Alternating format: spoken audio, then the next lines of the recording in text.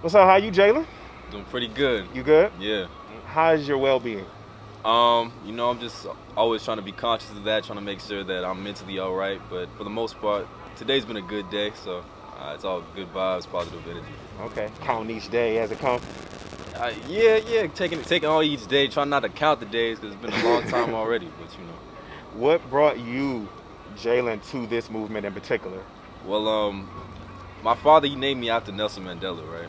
And like growing up, I looked up to a million different revolutionaries from Huey P. Newton to Fred Hampton to Assata Shakur to Angela Davis, a bunch of people, right?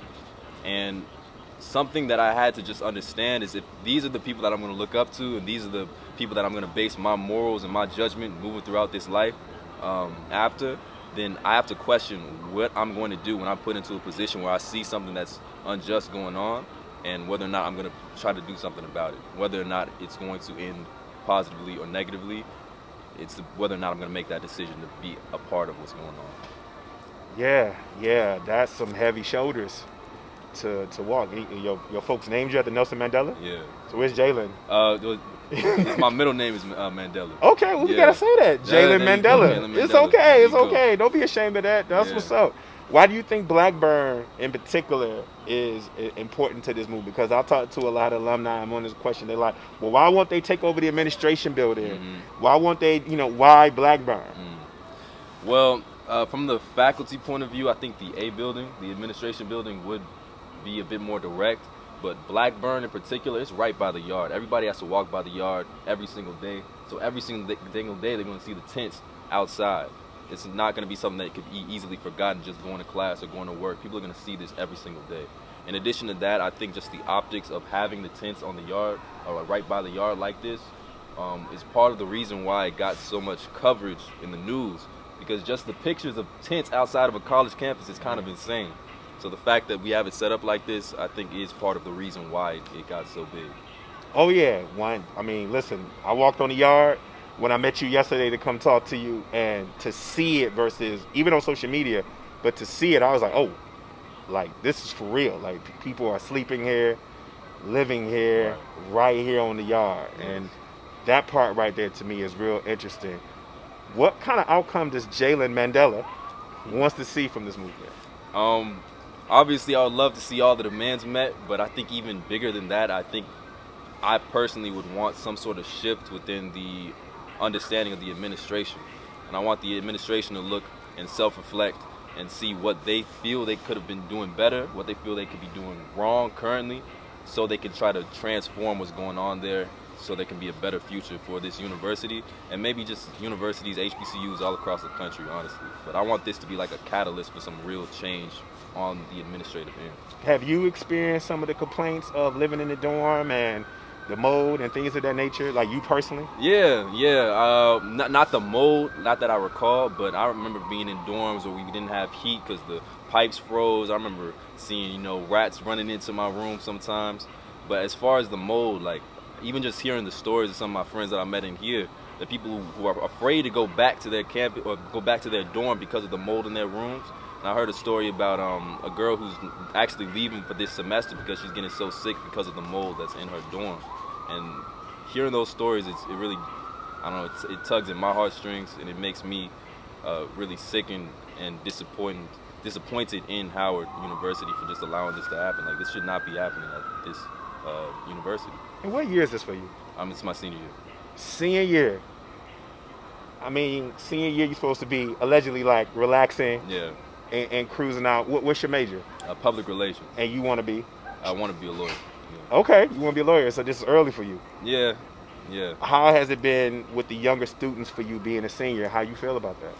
I am incredibly impressed with a lot of the younger students.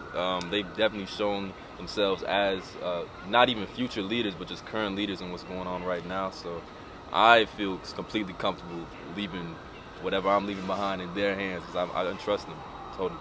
Okay. You wish you well as a lawyer. I hope I never need you, but I hope you do well. Yes. But I definitely appreciate your time, Jaelan. Right. Thank you very much. Thank you. All right. What's up, Trap? Mandela Trap. Yes. Jaelan Mandela. Yes. How you feeling? I'm feeling pretty good. There was a lot of stress that we had last month that I feel has just been lifted off of my shoulders at this point, so I really don't have any complaints. What kept you motivated these past 34 plus days? Yeah, well, there are plenty of times where I definitely wanted to leave, and there were some points where I had to just take a few days off from the protest. But part of me just understood that when you start a job like this, you can't just walk away.